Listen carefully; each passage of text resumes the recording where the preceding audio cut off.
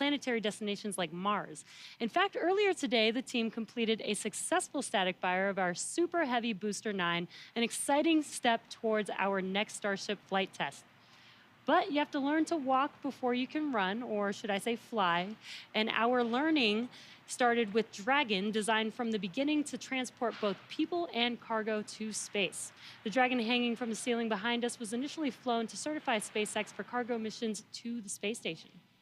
Dragon launched to space in December 2010 and became the first private spacecraft to return from orbit. 2 years later, Dragon became the first commercial spacecraft to deliver cargo to and from the space station, and in 2020, as we remember well, became the first private crewed spacecraft to reach the International Space Station. Altogether, the reusable Dragon spacecraft has completed 9 human spaceflight missions and visited the International Space Station 38 times. Dragon is capable of carrying up to 7 passengers to and from Earth orbit and beyond. And these days, we are very much focused on the beyond. Now, of course, we already have explorers on the Red Planet, paving the way for humans who will arrive in the future. NASA's Perseverance rover landed on Mars in 2021 after an almost 7-month journey. Its mission addresses high-priority science goals and also provides opportunities to gather knowledge and demonstrate technologies that address the challenges of future human expeditions to Mars.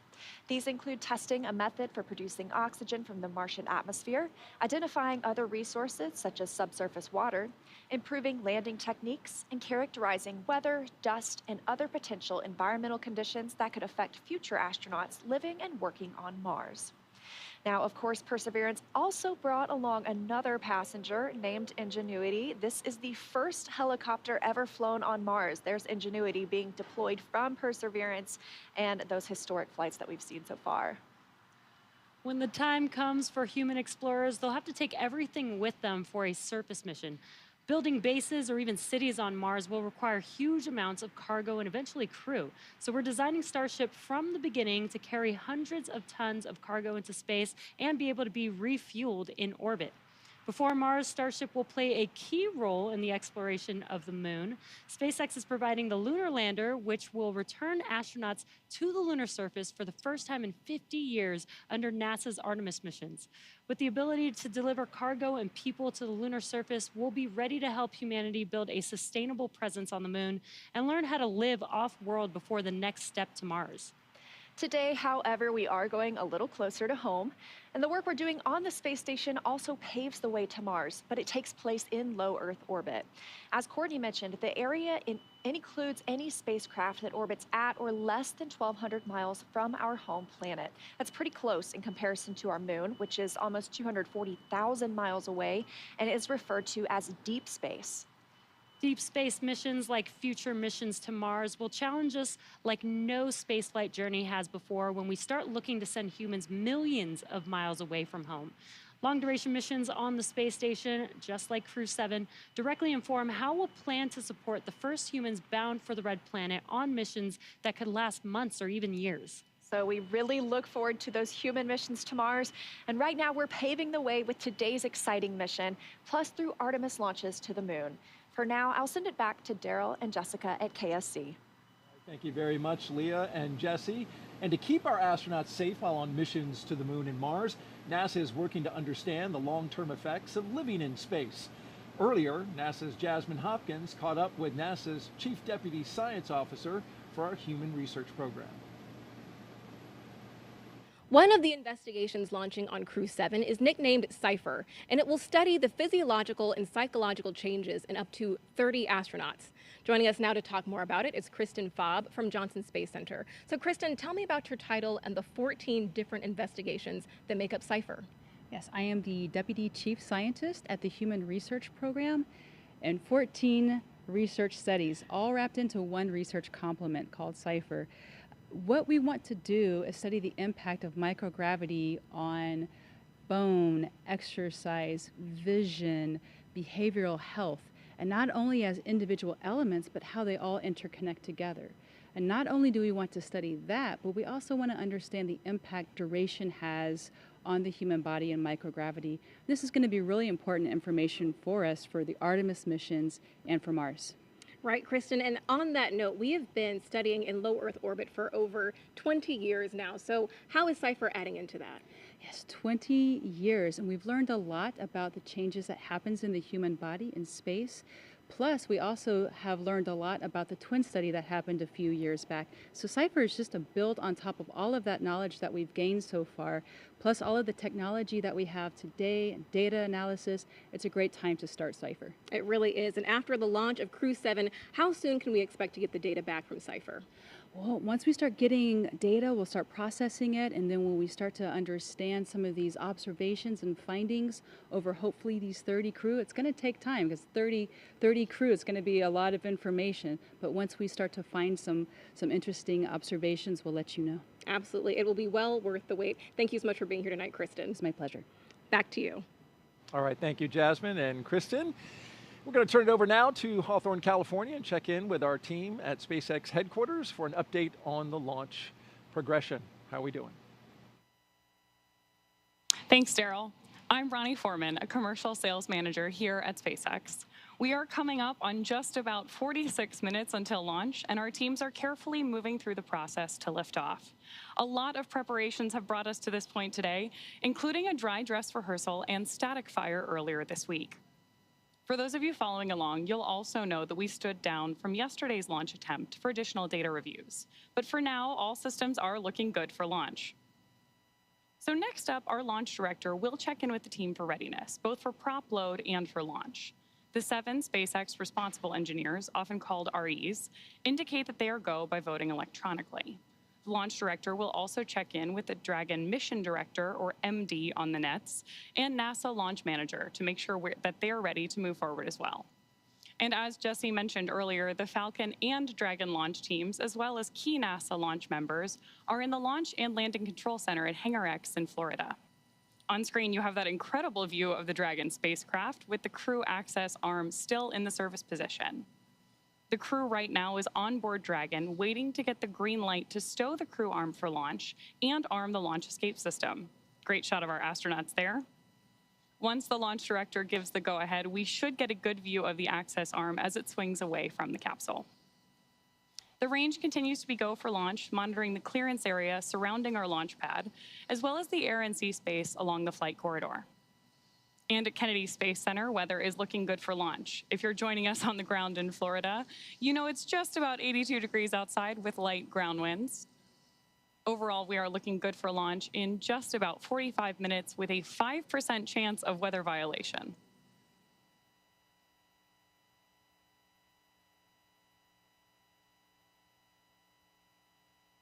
Right now, we are listening in for that readiness poll announcement and instructions to our launch team.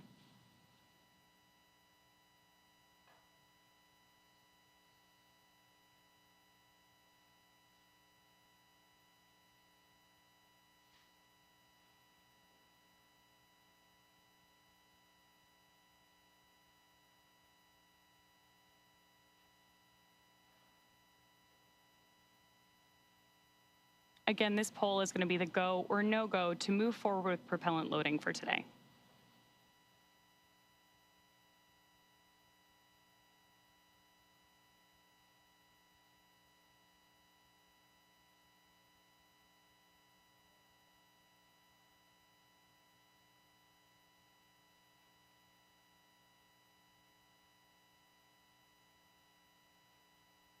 As soon as that briefing ends, we should see that crew access arm, which you can see lit up on your screen right now, immediately start to move away from the capsule when that stow procedure begins.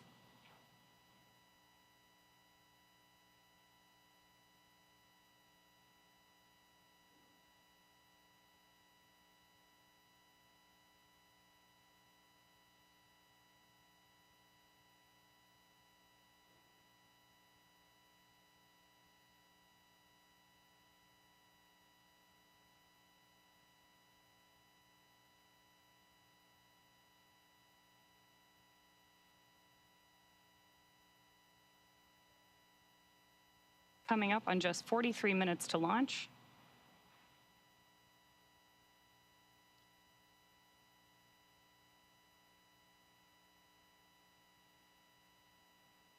Great nighttime views of our Falcon 9 and Crew-7 capsule there on the screen.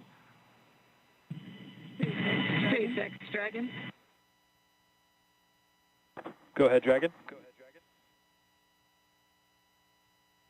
We didn't hear the call for prop load and launch readiness. We're just giving a call.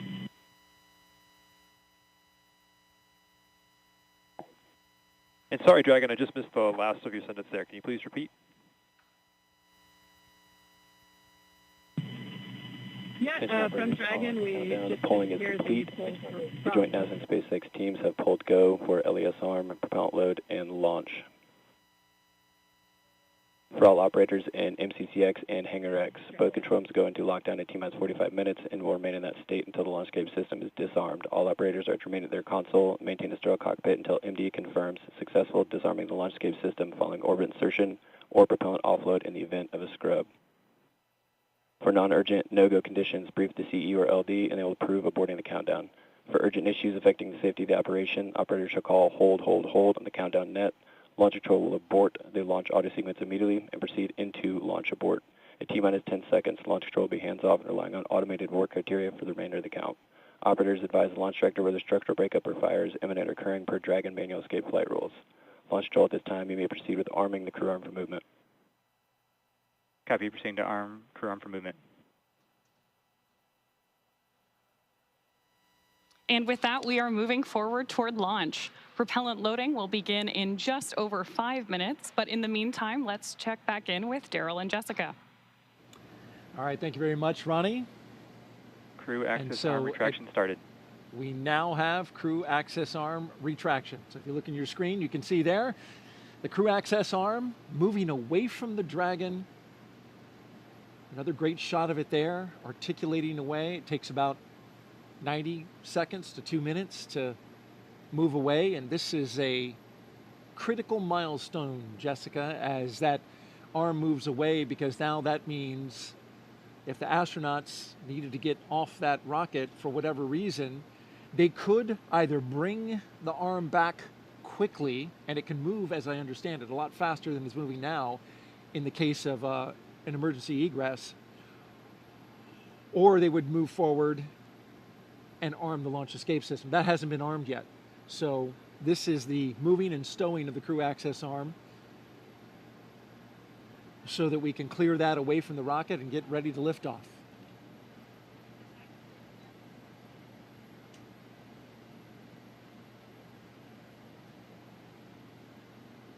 After that, Crew access arm retraction complete.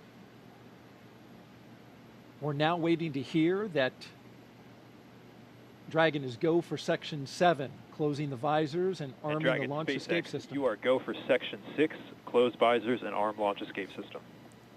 Well, they changed the number, but it's the same. Dragon, copies go for section 6, launch escape system arming.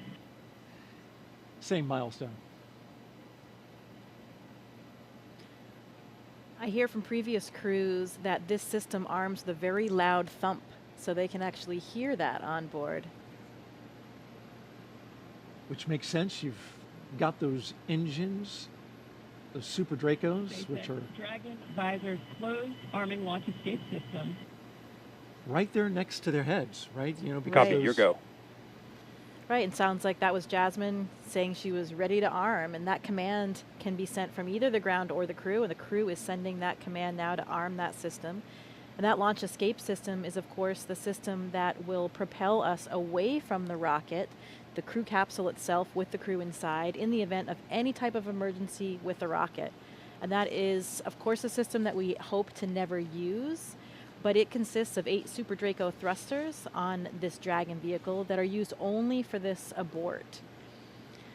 And we say we hope to never use it, we hope to not be in the situation, but we have had situations where we've had incredible in-flight tests.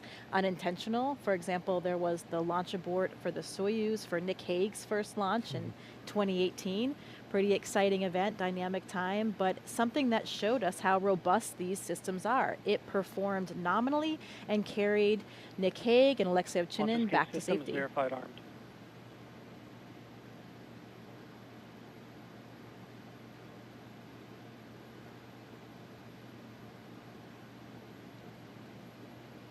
we got the verification of the launch escape system now armed. You mentioned Nick Hague. As I understand it, he counts himself having gone to space twice. That's right, or at least 1.5. But this system is now active. They do that 2 minutes before loading of the prop, since that, of course, then does present a more risky situation with that prop on board, and it will stay armed all the way through orbital insertion.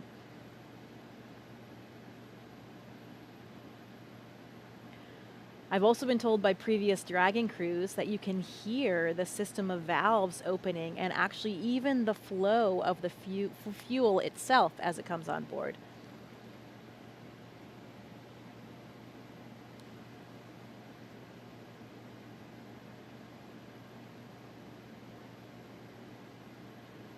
The scenarios in which the launch escape system would be used. F9 tanks venting for prop load in 10 seconds. Expect loud venting. There they are warning them about that, exactly what you just mentioned, giving them a heads up that they'll be hearing those sounds. Yeah, Victor Glover was telling me it's a very noticeable process. You can hear the opening and closing of the valves, and there are these low hums and kind of a fluttering sound as that super cold liquid oxygen and kerosene fill those large propellant tanks, first on the first stage and then on the second stage. Must be pretty exciting to be hearing those noises, knowing what that means and how much closer you're getting to liftoff. This is pretty unique in the launch industry, right? Where the astronauts are inside the Dragon, inside their spacecraft, as it's being loaded with propellants. That's correct.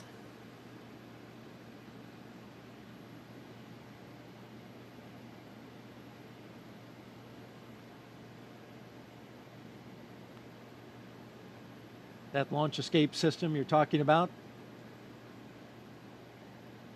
if it were needed, it can get the crew several miles offshore out into the Atlantic Ocean. It's those Super Draco engines capable of moving Dragon half a mile in just 7.5 seconds. So that's equivalent to a peak velocity of 436 miles per hour. So it really moves. It can also get it off the top of a moving rocket as well. So right. It's got to have that kind of power. Right, at all those different phases, all the way until they're in orbit. And that's one of the things that we protect for here as well when we look at the weather forecast. It's not just for the actual launch itself, but to protect for any of those contingency landing scenarios in the various areas where they would splash down in that event.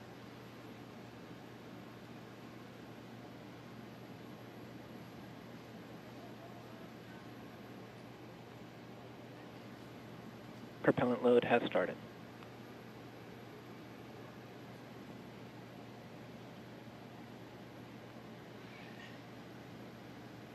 And so now the propellants are flowing into the Falcon 9 rocket, RP1, refined kerosene, and liquid oxygen, the oxidizer.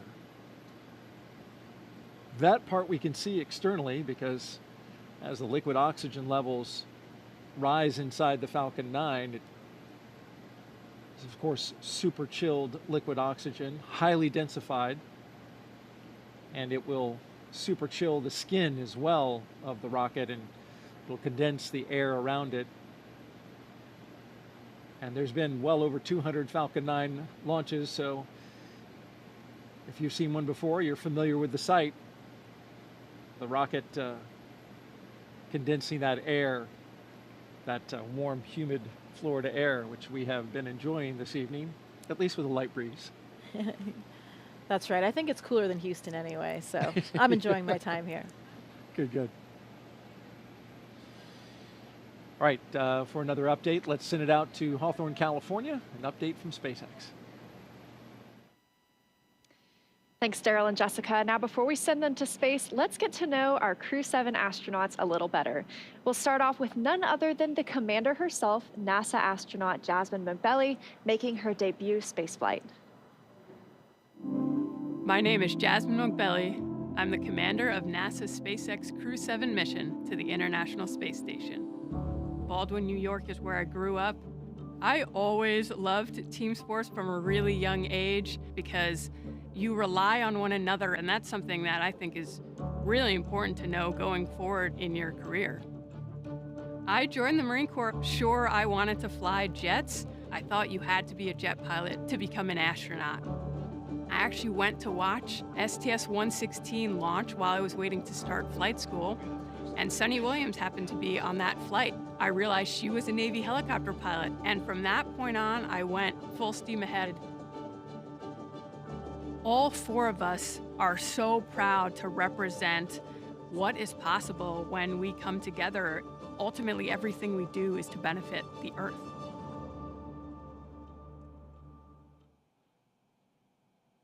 Right next to Jasmine in Dragon Endurance is Andreas Mogensen, today's pilot representing the European Space Agency and making his second trip to low Earth orbit.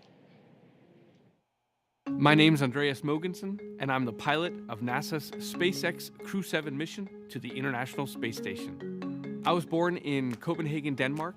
In 2008, ESA were looking to select a new class of astronauts, and I applied together with about 8,500 Europeans. So I thought, there's just no way that I'll get selected. The chances of being selected are too small. But that changed when we were down to about 20 candidates.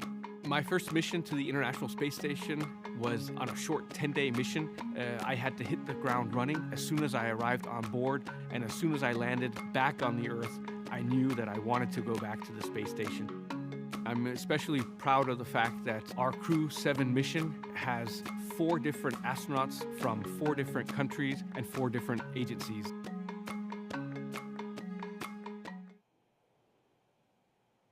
Next up, mission specialist Satoshi Furukawa. This JAXA astronaut is no stranger to the space station after spending 165 days in orbit as part of expeditions 28 and 29 in 2011. My name is Satoshi Furukawa. I am a mission specialist for NASA SpaceX Crew-7 mission to the International Space Station. I was born in Yokohama, Kanagawa, which is right south of Tokyo. The first human landing on the moon when I was 5 years old. I thought it was a great moment for humankind. I had a longing for space from my childhood. The moment I was selected as a Japanese astronaut candidate, you are hired, you are selected. It was the happiest moment in my life. Crew-7, we are conducting many scientific researches on the space station to benefit future space explorers. I am very proud of being a part of this excellent team of international partners and also researchers, engineers, flight controllers, flight directors, and so on. Because working as a team and working together, we can accomplish the big mission.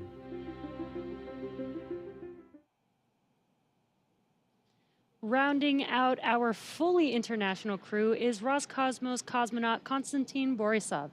He was selected to the Cosmonaut Corps in 2018 and today marks his first flight to the orbiting laboratory.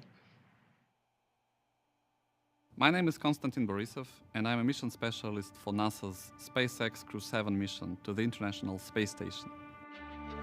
For those who ask what spaceflight is, I would say that we have 3 big jobs on the space station. First job is experiments. Second job is take care of the station, doing the maintenance, repair what's broken, storing things, restoring things, cleaning up. And the third big topic is actually taking care of your body, because in weightlessness you cannot help but train.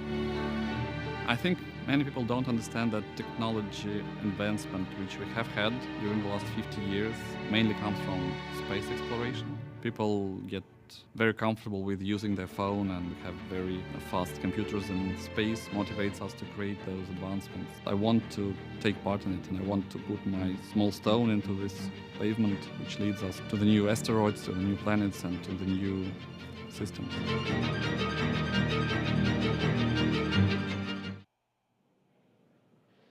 Now, as we see with all of our crews, these 4 crew members who make up Crew-7 have a mission patch they worked together to design. The first thing that you notice is the white dragon on top of the Earth, its neck craned into the number 7 for Crew-7. Its tail curves upwards towards a golden star, and they say that symbolizes our ascent towards the stars and the pioneering spirit needed to propel us further into space. The blue, white, and red on the tail are the common colors in the flags of all 4 nations flying on this mission. Now we are less than 30 minutes to launch, so let's check back in with Daryl and Jessica at KSC, where the countdown continues. All right, thank you very much. Everything going well with the countdown so far. A little over a mile and a half from the launch pad we're going from today, this morning, 39A, is 39B, where the mobile launcher is back out on the pad right now, going through testing for the Artemis II crewed mission to the moon late next year. Here's more about Artemis in our Moon Minute.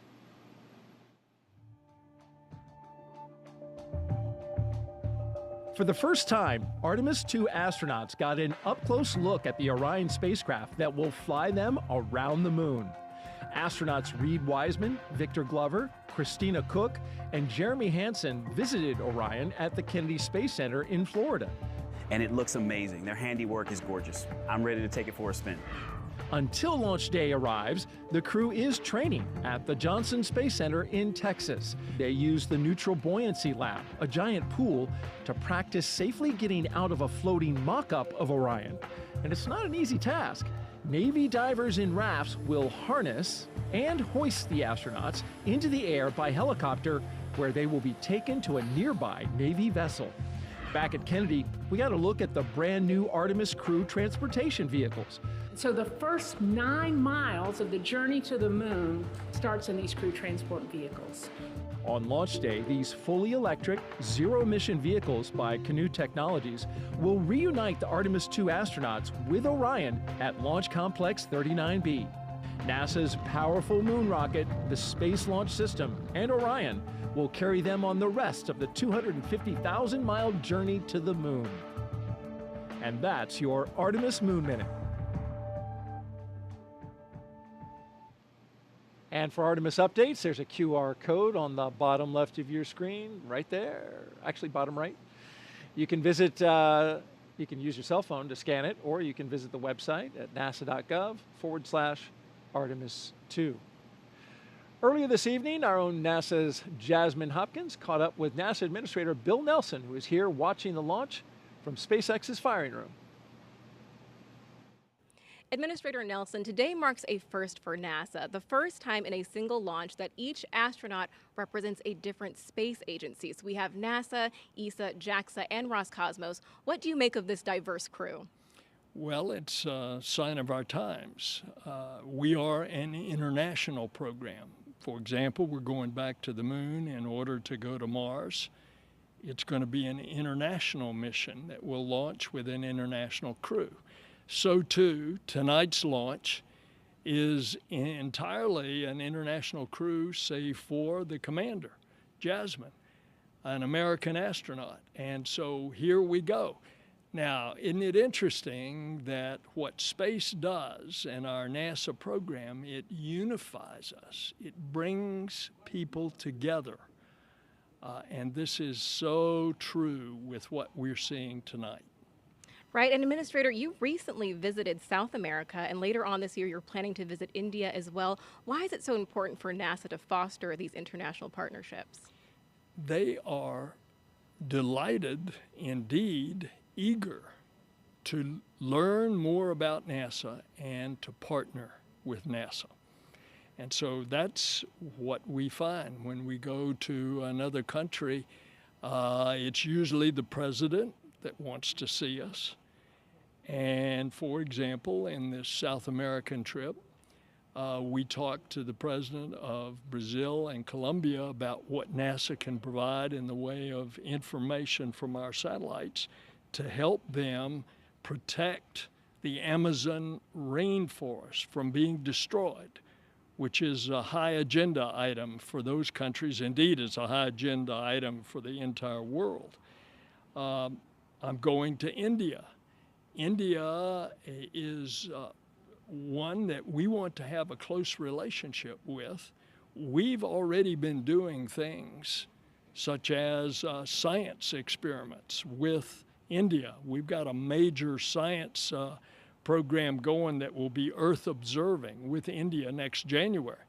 But now we're going to train and fly an Indian astronaut.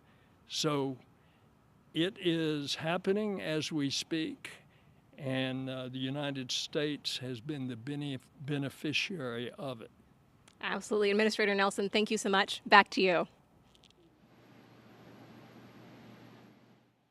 As we continue to count down, let's take a closer look at the vehicles that will be taking Crew-7 to the International Space Station today. Starting from the very top of the vehicle is the Dragon spacecraft. In total, there are 16 Draco thrusters Dragon can use in space to help navigate the spacecraft to its destination, each providing 90 pounds of force. That doesn't include the 8 Super Draco thrusters used for an abort, which are no longer active once the crew is in orbit. And just wanted to note, one thing that we did miss just a moment ago was a call to the crew. There was a sensor issue that they are tracking. However, they are just continuing with the count, continuing to monitor it. And so we are continuing to discuss what we have in front of us, which is Dragon. Together, the Dragon spacecraft and its trunk stand over 26 feet tall. There are 2 windows on the spacecraft, plus 1 under the nose cone.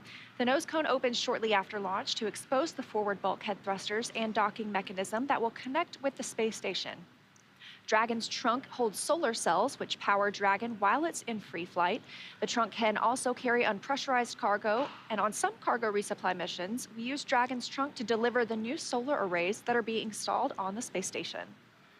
As always, Dragon will be delivered to orbit today by SpaceX's Falcon 9 rocket, which provides 1.7 million pounds of thrust on its first stage, thanks to its 9 Merlin M1D engines. Once the first and second stages separate, these engines are also used to help land the first stage. The first stage will perform 3 burns today as it makes its way back down to Earth. First is the boost back burn, where 3 of the M1D engines will reignite to help flip the first stage around to head back to the launch site. The second burn is the entry burn. That's where a single engine will reignite and shut down to help slow Falcon 9 down as it prepares to re-enter the Earth's atmosphere. And then finally, the landing burn. That'll be where 3 engines will slow down the rocket enough to perform a precision landing back down on landing zone 1. Meanwhile, the second stage continues to orbit, powered by 1 single Merlin vacuum engine with over 220,000 pounds of thrust. The second stage will secure Dragon's entry into low Earth orbit before separating, leaving Dragon to continue its journey to the space station on its own thrusters. About 40 seconds after separation, Dragon's nose cone deploy sequence will begin, exposing its guidance navigation controls that help Dragon autonomously fly to the space station. With T0 coming up in just about 20 minutes, our teams at the Cape in Hangar X are doing a series of system checks to ensure Dragon and Falcon 9 are ready. Let's check in with Ronnie for a quick status update. How's it going, Ronnie? Thanks, Jesse. We are still looking good for an on-time launch just over 20 minutes from now, and we'll keep monitoring all the vehicle systems. There we heard the call out for RP1 load complete on stage 2. So that means we are, of course, getting closer to liftoff. Both Dragon and Falcon 9 continue to be healthy, and we're not tracking any major issues at this time. Right now, we're continuing to prep the vehicle for flight, and propellant loading began at T-minus 35 minutes. We also heard the call out a few minutes ago that the launch escape system is now armed. The range, which is monitoring keep-out zones and among other key flight requirements, also continues to report no issues, and they are go to support launch tonight. Weather also looks good, and we are still tracking just a 5% chance of violation at our T0 time. But as a reminder, today we have an instantaneous launch window, driven by the orbital mechanics constraints of 2 spacecraft meeting in orbit. Fun fact, the technical term for that meeting is called a rendezvous. So at this point, if we hear a hold for any reason, we will have to stand down tonight because of that instantaneous launch window, and instead target our backup opportunity, which is tomorrow at 3:04 a.m. Eastern Time. But for now, with all systems go, let's turn it back over to Courtney for a status update from Houston. Thanks, Ronnie. The flight controllers here in Mission Control Houston are ensuring that the space station is ready to receive Dragon. They're also checking all communication links between the station, Dragon, and the ground are working properly, and right now everything is proceeding as planned. Teams here in Mission Control Houston, the team in Hawthorne, and the astronauts aboard the station will monitor the autonomous docking of Dragon tomorrow when they enter joint operations, which happens when the spacecraft enters the approach ellipsoid, which is an invisible boundary that helps us monitor spacecraft arriving and departing. After docking, the crews will perform a series of leak checks, then work to open the hatches both on the Dragon side and inside the station's pressurized mating adapter. We expect hatch opening to happen about an hour and a half after docking. Once on board, the astronauts will be greeted by the space station crew and will then join in for opening remarks for the new crew members. Here in Mission Control, Flight Director Chris Dobbins is on console overseeing the team for launch, and Flight Director Judd Freeling will be on console tomorrow for docking. That's it from here in Mission Control Houston. I'll toss it back to the team in Florida. Daryl, how's it looking?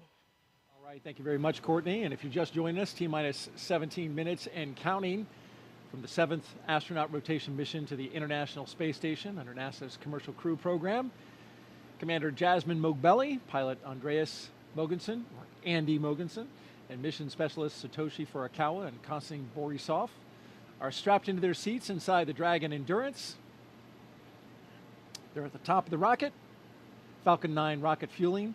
That operation is well underway. Launch escape system is armed. Of course, that means Dragon is prepared to launch itself. SpaceX, stand by for an update on the sensor. Teams are still discussing and looking for our path forward. As you just heard there, SpaceX is Dragon copy. looking at a sensor issue.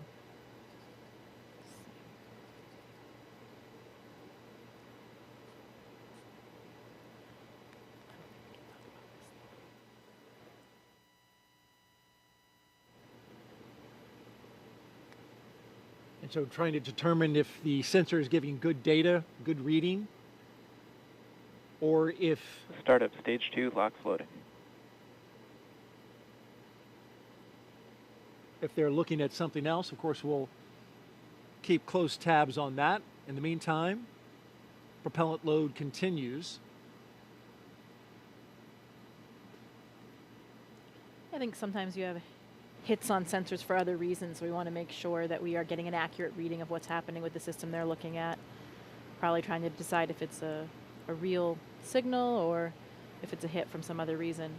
There's a lot of redundancy in the systems, as you mentioned, and those sensors have to make sure that the engineers understand exactly what they're looking at. So we'll, again, keep tabs.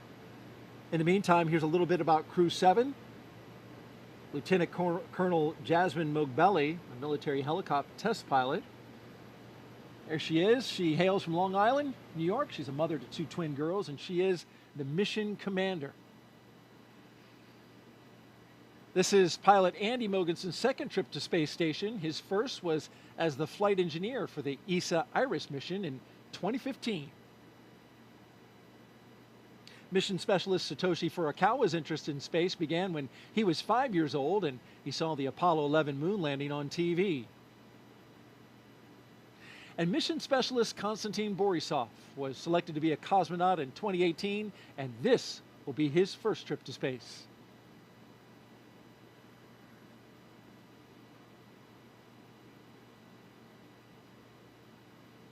We've got more than 10,000 people all gathered, including these folks.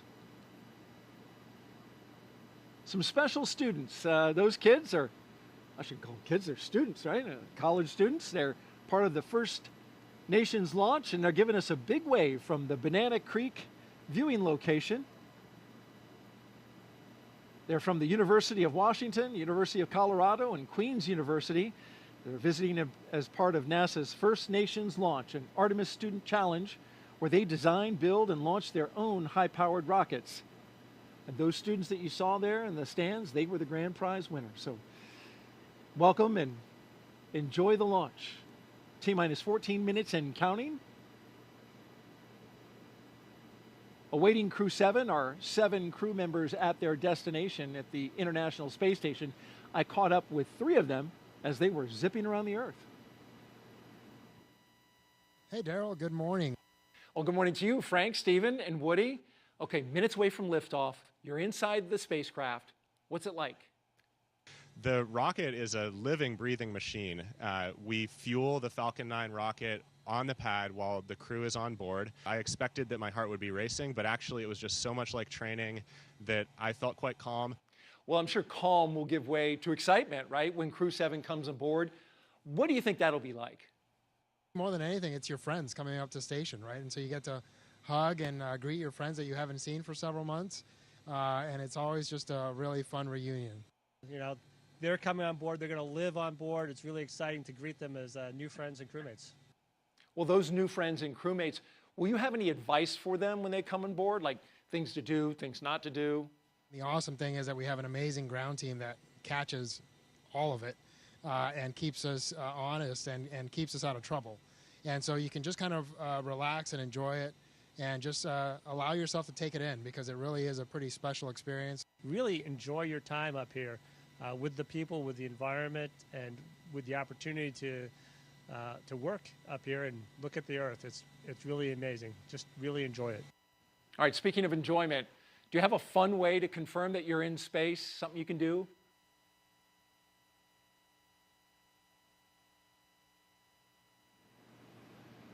You want to give that move a score, Jessica? I don't know. It required assistance from 2 crew members, so I don't know. I'll give it an 8.5. Okay, that was very kind. All right, well, before the Crew-7 got into their spacecraft, they got a picture with the Falcon 9 booster that will take them up into space. And there they are on the business end of those 9 Merlin engines. Once we leave planet Earth, these fine folks at Johnson Space Center will take over. Dragon This is Mission SpaceX, Control. We are still continuing to assess that sensor and proceeding with the count. Okay, so as you heard, they're SpaceX Dragon copies, continuing with the count while the tubes assess.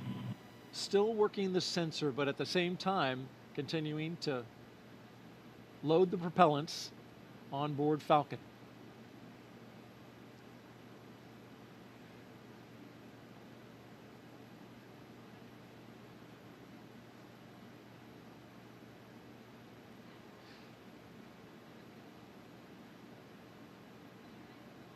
So Jessica, as we count down these last few minutes, you've got the launch team. They're taking a look at a sensor and some of the readings there. At the same time, we're proceeding forward, and they're communicating with the astronauts inside. And so as we get down to these final minutes, any thoughts? This is an exciting time for the crew. You know, they're probably running through some checklists of their own right now. They may be pretty busy in there, going through those same things that they've done in their simulations so many times before. But I bet it's getting pretty real right now, and hearing those calls about the sensor probably raises a few questions as well, but I know the ground will keep them informed as we go. 10 minutes, it's getting very close. Indeed it is, and tracking everything are Leah and Ronnie at SpaceX headquarters in Hawthorne, California. Will take us through the rest of the count. Thanks, Daryl. Our next major countdown event will be at the T-minus 10-minute mark, so coming up here, And when the Dragon Falcon 9 SpaceX, launch stand by for display configuration. There we go ahead and have the Dragon astronauts are standing by for display configuration, which will let them know that we are even closer to liftoff. The launch commit criteria that we're waiting to hear that call out for are specific thresholds and pieces of information about the entire Falcon 9 system needed to make sure that the rocket is healthy. Of course, we do have many systems in place to ensure that the rocket and crew are both safe leading up to liftoff and during flight.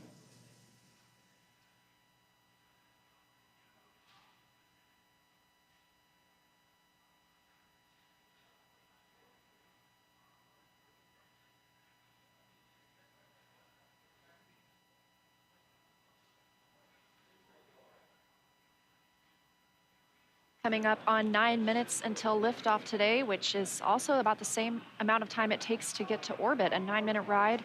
That's about the time we'll see second stage cutoff. A few minutes after that is when we'll see Crew Dragon separate from the second stage. And we'll be listening to some performance calls as we get into the final countdown, of course, and then after liftoff. On the ground, you'll hear SpaceX flight controllers reporting on trajectory, speed, booster performance, and other key milestones. But there are some other calls you'll hear the crew make also after liftoff. These are different abort zones. They come in the form of different number and letter combinations. And these are throughout the flight up the eastern seaboard. So the first two are 1A and 1B. They have that name because they're in the first stage. That lasts until they're up to the very north of North Carolina.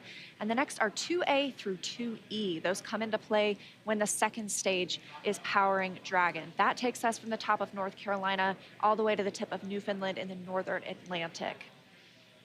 Now, a little bit different from the other naming system, you'll hear the call Shannon, which refers to Shannon, Ireland, meaning they would target off the coast of Ireland if they were later in that second stage and needed to abort. You'll hear those different calls throughout the flight uphill, along with key performance callouts from the guidance, navigation, and control officer, as well as the propulsion lead.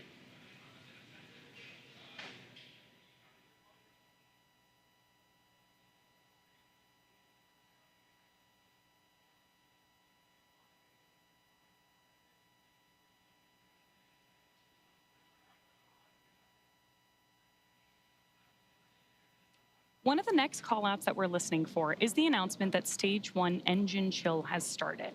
Right now, the propellant in the tanks is isolated from the engines, but at T-minus 7 minutes, we'll open up the engine pre-valves and start passing just a trickle of liquid oxygen through the Merlin engine pumps, chilling the engines for the start sequence. We do this because the super chilled and densified liquid oxygen is really cold, and we use that small amount of LOX to basically prepare the engine hardware.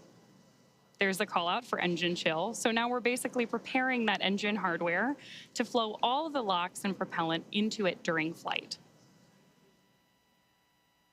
Next up, we should hear the call out for Stage 1 RP1 load completion. And Dragon SpaceX, stand by for final go, but please confirm crew displays are configured for launch. SpaceX Dragon, crew displays are configured for launch. All right, we heard their crew displays. Those 3 screens from which they can monitor the mission are configured for launch. Stage 1, RP1 load is complete.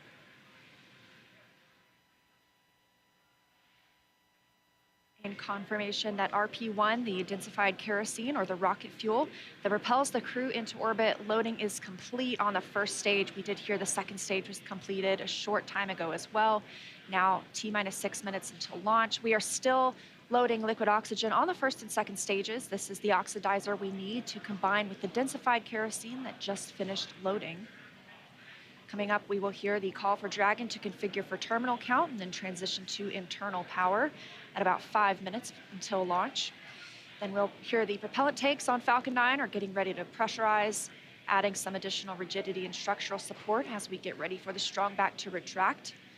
It'll move just a couple of degrees at first, and then we'll see it swing open completely at the moment of liftoff. That strong back provides access to Falcon 9's fueling lines and umbilicals for the prop load and the different gases being loaded on board. So we're continuing to check through a couple of more fueling milestones, including one around the 2-minute mark, where we will hear that the liquid oxygen is finished on board the second stage.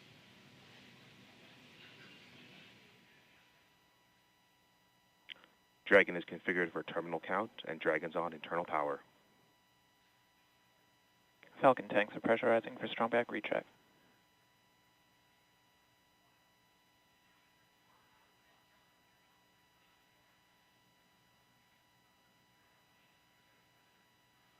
So there we heard the call out that we are preparing for strong back retract. And as Leah just mentioned, the strong back is that white truss structure that you see on the left side of Falcon 9. Got a better shot of it right there. Strong back is retracting. Just before lift. There we heard the call out from Mission Control that we are retracting the strong back now. The strong back is part of the transporter erector, which was used not only to roll Falcon 9 out to the launch pad, but also to raise it into its vertical position. It will retract just about 2 degrees first after those clamp arms open up around the base of Dragon's trunk, and then just before liftoff, we'll actually go all the way back to 45 degrees retracted to give Falcon 9 and Crew-7 room for liftoff.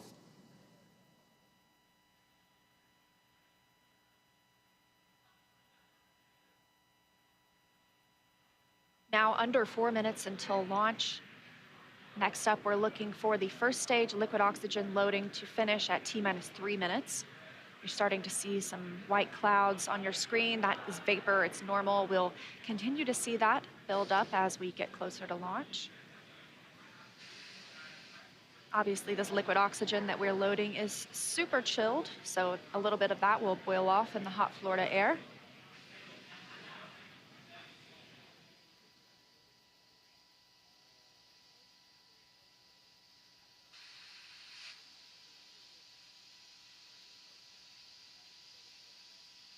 Stage 1 LOX loading is complete.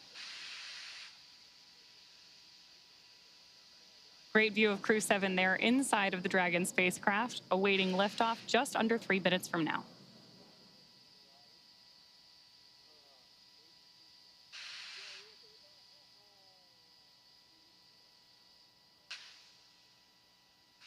Dragon is in terminal count.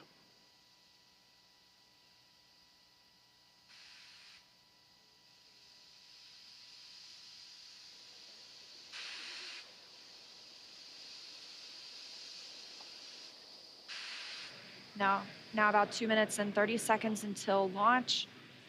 Next milestone, we're looking up for stage 2 LOX load to complete. Additionally, shortly after that, we'll hear gas closeout begin, isolating the feed lines from the different gas systems for the Falcon 9 rocket. Those will get vented overboard through the umbilicals and the strong back itself.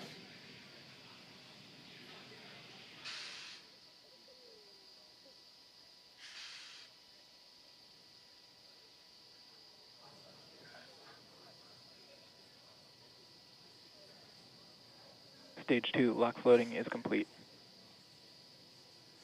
Dragon is in auto idle.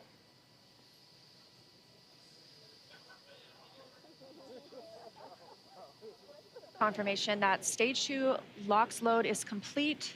Dragon and Falcon 9 fully fueled. Gas closeout has started. Expect loud venting. There's the gas closeout call that we expected. Additionally, we will be in auto idle. This puts the rocket in a state the flight computers understand before it takes over, making sure the transition to final countdown is smooth. Coming up at T-minus 1 minute, we'll hear that Dragon is in countdown. Its computer will switch to countdown mode. We'll also hear that the flight termination system on Falcon 9 is armed. Falcon 9 is in startup. Dragon's in terminal count.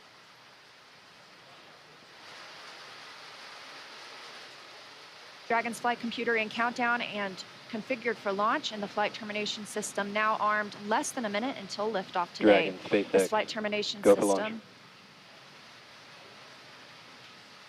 Dragon copies, go for launch.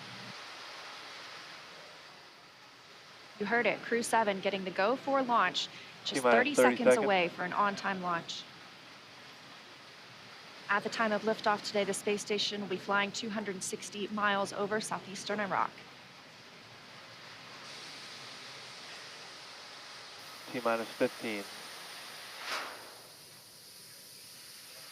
T-minus 10, 9, 8, 7, 6, 5, 4, 3, 2, 1.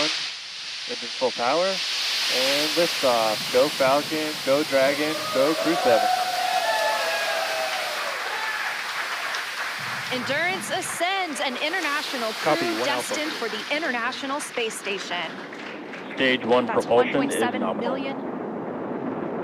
Good calls from the propulsion officers here. Propulsion's nominal. 1.7 million pounds of thrust on Falcon 9, taking Crew-7 to the International Space Station, now traveling almost 300 miles per hour.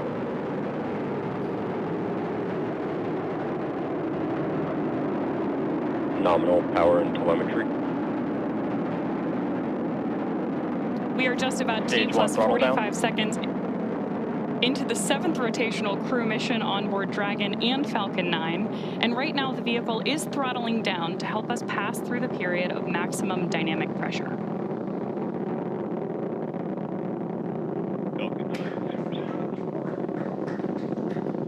There's the call out that Crew-7 is now moving faster than the speed of sound. Stage 1 throttle up. confirmation we have moved through max Q and are throttling back up. Copy, 1 Bravo. Heard that call from Jasmine on Crew-7, as well as confirmation from the ground. The call out for 1 Bravo means we are in the second and final abort mode for the first MVAC stage, chill is continuing to underway. get good performance. We've got engine chill on the second stage MVAC engine. We will then be looking for MECO, or main engine cutoff, where the 9 engines on the first stage will cut off ahead of the first and second stages separating.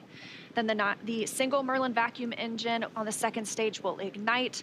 We are now coming up on 2 minutes into the flight, the spacecraft traveling over 2,000 miles per hour. Really incredible nighttime views of Falcon 9 and Crew-7 on your screen right now.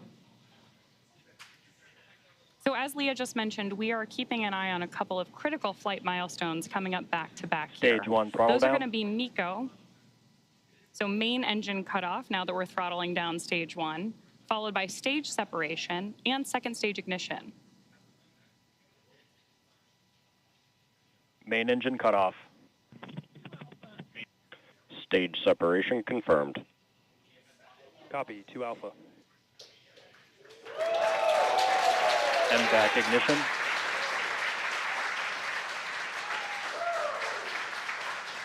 So there you heard and saw MECO, stage sep, and hopefully you heard Jasmine call out for the 2 Alpha abort mode just before second stage ignition. And of course, this is the second stage, powering Dragon on its flight, now traveling almost 4,000 miles per hour. Over 3 minutes since launch, the second stage will continue to power the spacecraft. And our first look at the crew inside.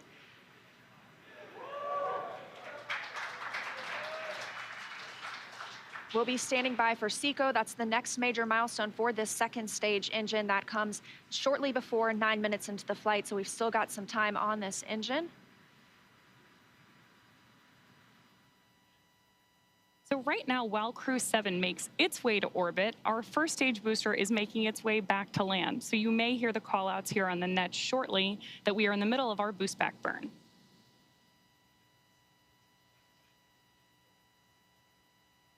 Right now, stage 1 is coasting. Dragon, SpaceX, trajectory nominal. Good call-outs there that Dragon is on the right track. And confirmation from Commander Jasmine Mogbelli. Continuing to see good performance on this lone Merlin vacuum engine on the stage. Also, as we've heard, nominal trajectory. That's the guidance, navigation, and control officer here at SpaceX stating that we are on the correct path. Dragon's pointed in the right direction.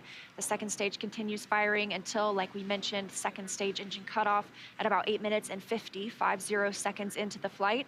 Right now, we are 4 minutes and 30 seconds since our on-time liftoff, now traveling at 5,000 miles per hour. This single Merlin vacuum engine can provide over 220,000 pounds of thrust in the vacuum of space, doing its job to take our crew to the International Space Station today. Dragon, SpaceX, trajectory nominal. More good news from Mission Control.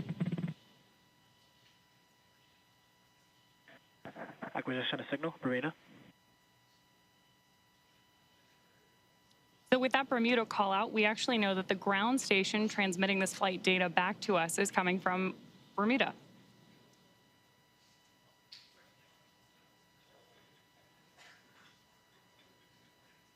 The crew is currently pulling a little more than 1 G as the second stage engine continues to propel their flight. Continuing to hear good calls to the crew, now 5 minutes and 30 seconds into the flight, traveling at 6,400 miles per hour. Again, we will continue to see this second stage fire for about 3 more minutes. Shortly after second stage engine cutoff, we will see it separate from Dragon, which will continue its journey.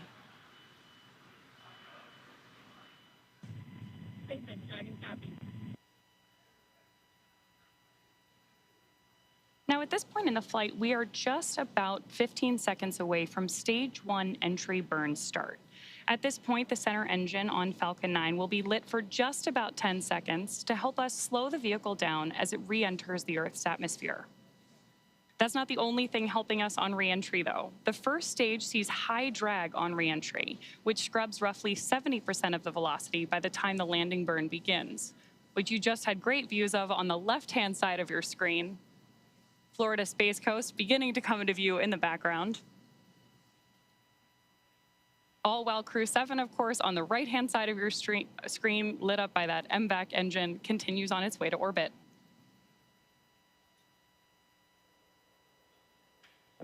And we are now coming up on Nominal. continuing to get good calls as we reach almost 7 minutes into the flight. Crew traveling at 9,400 miles per hour. Again, we still have about 1 minute, 45 seconds left with the second stage propelling the crew. And of course, we are also expecting that landing burn start from Falcon 9 any second now. Great views.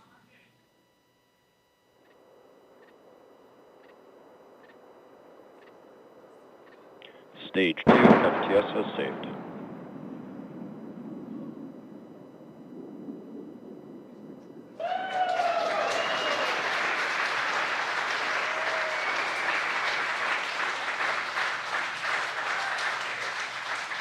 Great news there that Stage 1 has successfully landed back at Landing Zone 1 in Florida. And Stage 2 continues to propel Dragon and our Crew-7 crew members.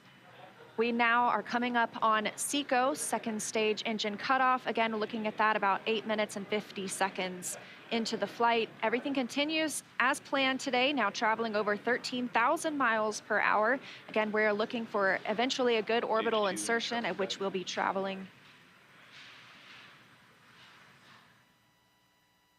Good calls here at Mission Control in Hawthorne.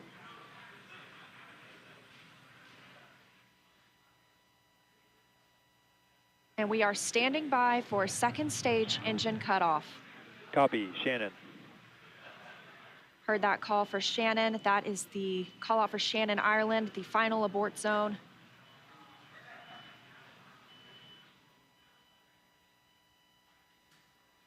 MVAC shutdown. There's audio confirmation, and you can see on your screen that we have had successful second engine cutoff 1 of our MVAC engine. Dragon SpaceX nominal orbit insertion. Dragon. And good news there that Crew-7. Nominal orbital insertion. Dragon SpaceX launch Awesome to hear. disarmed.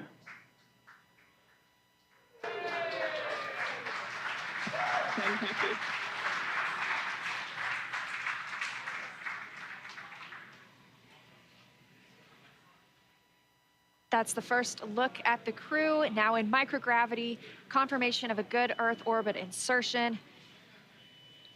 We are now coming up on 10 minutes into the flight. Of course, we saw second stage engine cutoff, and you're actually getting a look at their zero-G indicator there. We'll stand by for them to tell us a little bit more about that shortly, but we are also standing by for second stage separation from Dragon. Acquisition of signal in Finland. So as Leah mentioned, right now, Dragon and Stage 2 are still attached. Great views of that zero-G indicator there. And what we're doing right now is basically letting any residual dynamics of the vehicle settle out prior to separation.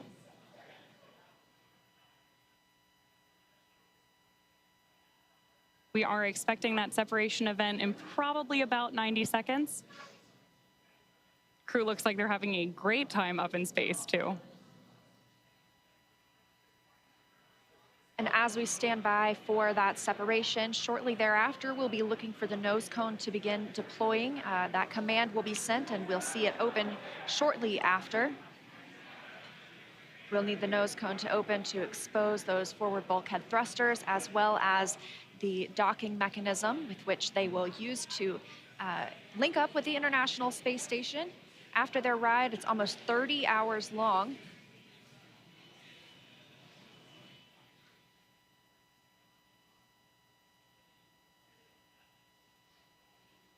Again, we had liftoff right on time today at 3:27 a.m. Eastern Time. The crew making a smooth journey into orbit. It's now been 11 minutes, 20 seconds since that liftoff. We had confirmation of good orbital insertion, and we are standing by for second stage separation from Dragon.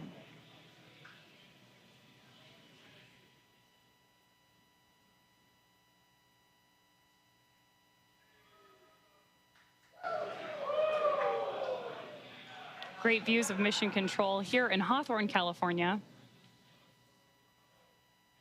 And the SpaceX team standing in the background, standing by for Dragon separation.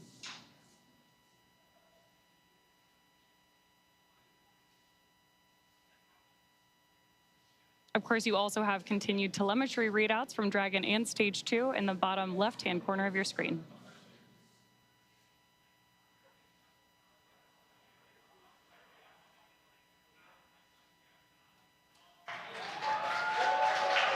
Dragon separation confirmed. Crew-7, on behalf of the Falcon team, I'd like to welcome you to orbit, and we hope you enjoyed the ride on Falcon 9. Space travel is difficult, even though you make it look easy, so thank you for trusting us to get you up there. It's not a bad way to spend a day in the office. Stand by for words from the launch director. Hello, Crew-7. This is Launch Director here on Countdown. On behalf of the entire SpaceX Launch and Recovery team, I'm honored to welcome Dragon's first ever all-international crew to orbit. Счастливого пути, Gotor, Iterashai. Godspeed, Crew-7. Cheers. SpaceX, thanks for the ride. It was awesome. On behalf of Andy, Satoshi, Koshi, and I, we'd like to thank the multitude of people who've led us to this unique moment. We may have 4 crew members on board from 4 different nations, Denmark, Japan, Russia, and the USA, but we're a united team with a common mission. We hope the work we do serves to benefit our beautiful home planet and those on it. As you said, human spaceflight requires an unparalleled level of vigilance and rigor, and we thank all those who prepared not only us, but also this truly impressive spacecraft for flight. Finally, to our families, carry the greater burden of our choice to explore. Thank you. Go Crew-7. Awesome ride. Really incredibly moving words from Commander Jasmine Mogbelli now that she and her international team are up in space.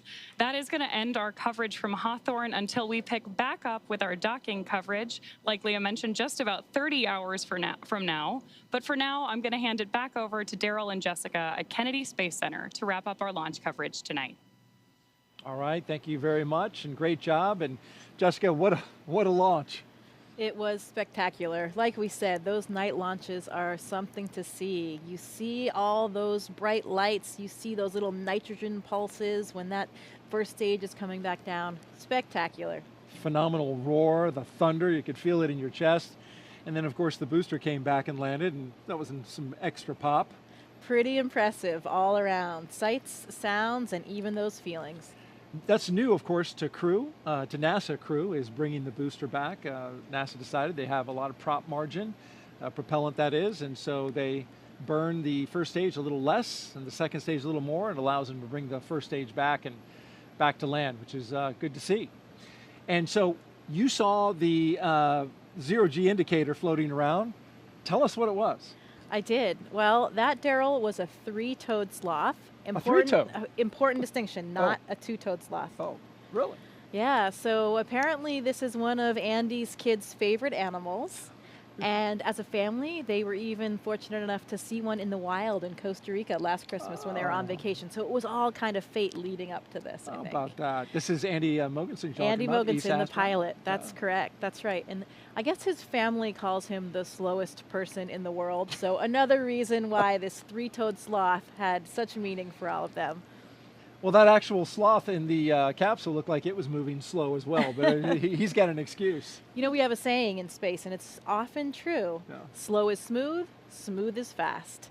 And when you rush too much, especially in space, doing a spacewalk or anything that you're doing, you get in trouble. So slow is smooth, and smooth is fast. Wise words from our veteran space flyer, Jessica Meir, sorry. It's early. Hey, we got some social questions. Let's take a few. You do mind? Absolutely. All right.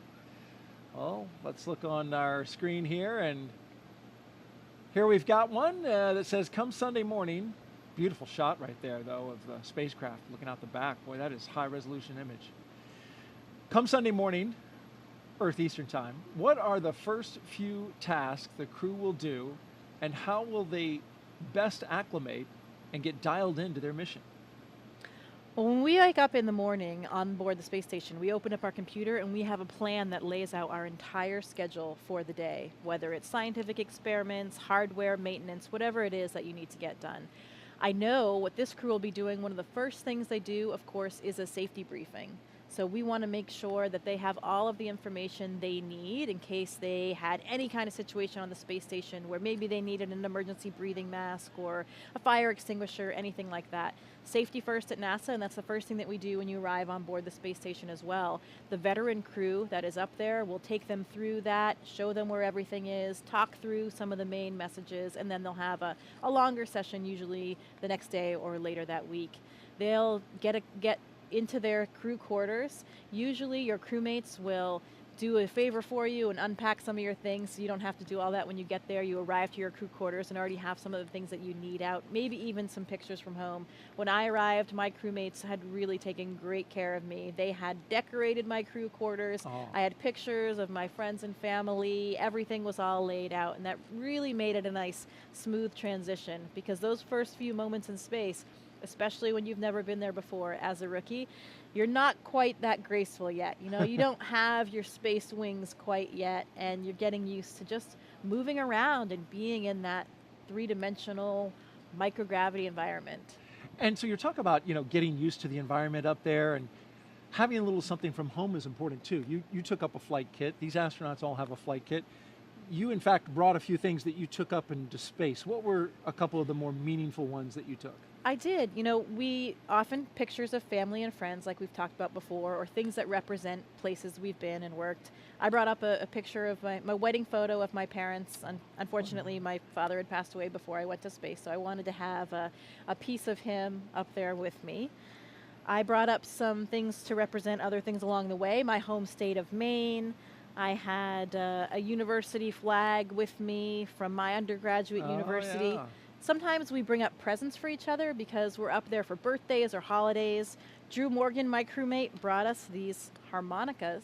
Nice harmonica. And briefly, let's look at the screen here. We can see that the nose cone is deploying, and we have confirmation of it deploying.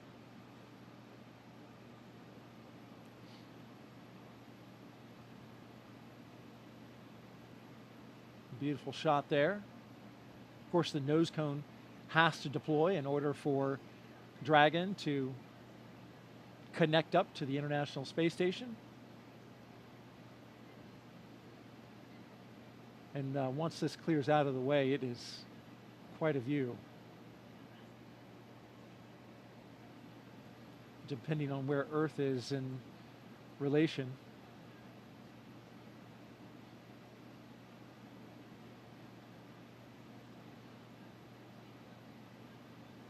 Okay, looks like we're pointed mostly in space, which makes sense. Sometimes you get an Earth view. There's a lot of space in space. There is, there certainly is indeed. And then what else? Oh, you got something special. Well, my one item that I brought that was my personal kind of selfish item that wasn't for anybody else was my panda. This is Pandemonium. Oh, I've had him since I was 5 years old. Pandemonium. So he made his way to space with me as well, and we saw a lot of stuffed animals floating with these zero-G indicators. We saw that three-toed sloth, but Pandemonium was up there floating in all of his glory as well. And, you know, these are all just things that remind us of home and really help us share the mission with everybody back home. All of these places and things that have meant something to us along the way, because we did not get there alone. We got there with the support of so many people that helped us. And this mission is for everyone. It's really for all of humankind. So hopefully they can all share in. Absolutely. And thank you for sharing your flight kit with us. This is especially, I mean, this is a 40-year-old tour. 41 now, yeah. That's He's great.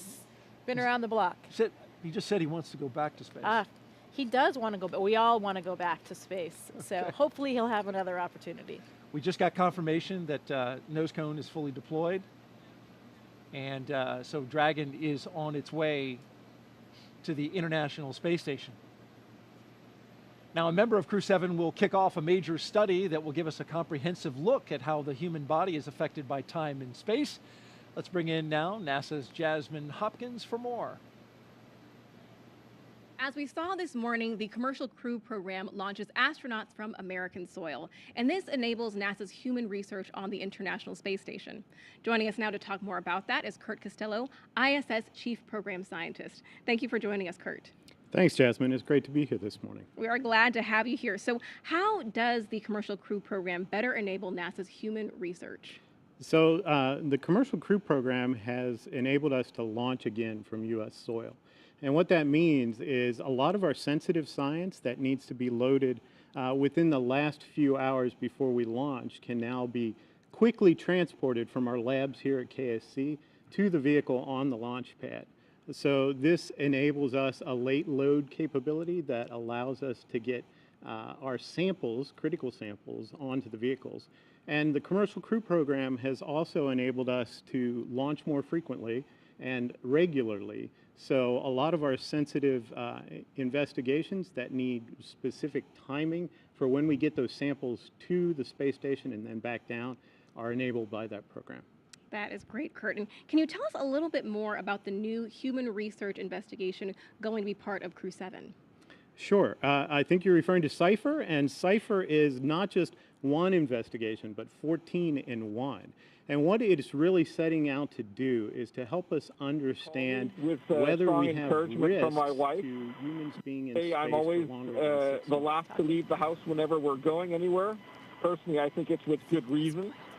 But they say I'm the slowest person alive, which is also why it's a 3-toed sloth, not a 2-toed sloth, because apparently that would be too fast for me. So welcome to space, Sasha the sloth.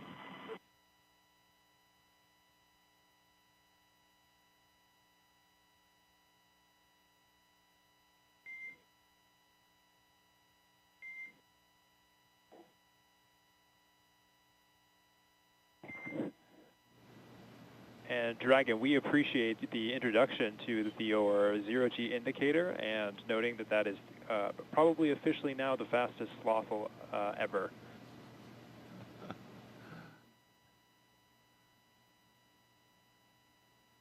This is Satoshi.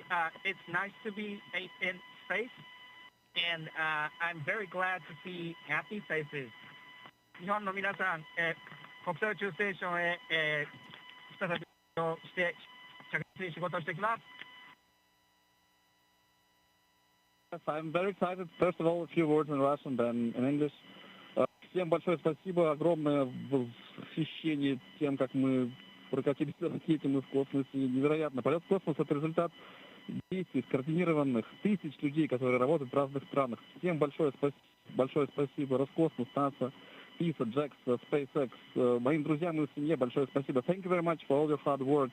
SpaceX, Roscosmos, NASA, ESA, JAXA, and all the partners involved in manned space flight.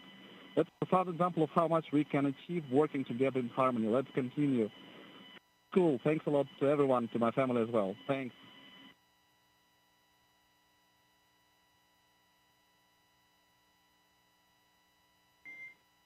SpaceX copies all. Thank you for the kind words. And Jaws, if you are ready to copy, I do have some upcoming words on the phase burn.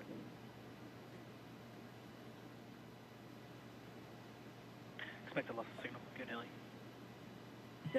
Dragon is ready to copy. Okay, wanted to give you an update that we are going to be losing TDRS for voice comms for about 15, that's approximately 15 minutes, which is going to include that upcoming phase burn per your displays. We do have a ground station pass during that burn prep, so you will actually be able to call us in the blind. However, you will be LOS during the burn.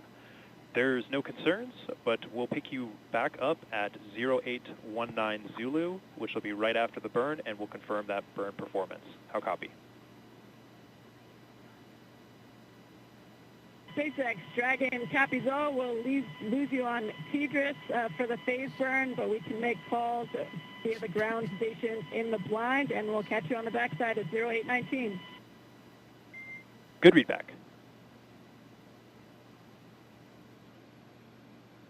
Okay, you just heard some communication between Commander Jasmine Mogbelli and SpaceX's launch team. Just saying they're going to lose TDRS connectivity, which will, during the burn, they'll be unable to communicate, but they've got a ground station that will catch them on either side of that. So communication will be established before and after the burn. Earlier, we heard some words from Andy Mogensen. Of course, you told us that that was a sloth. Wasn't sure that we were going to be able to, get some words from him, but it was good to hear from him and the other crew members about, now that they're in space and sharing a message with the world. Absolutely, and we got a name, Sasha the Sloth. Sasha the Sloth. The fastest moving sloth ever to be a sloth. Yeah, among the legendary, famous stuffed animals in space. That's now. right. It's a thing.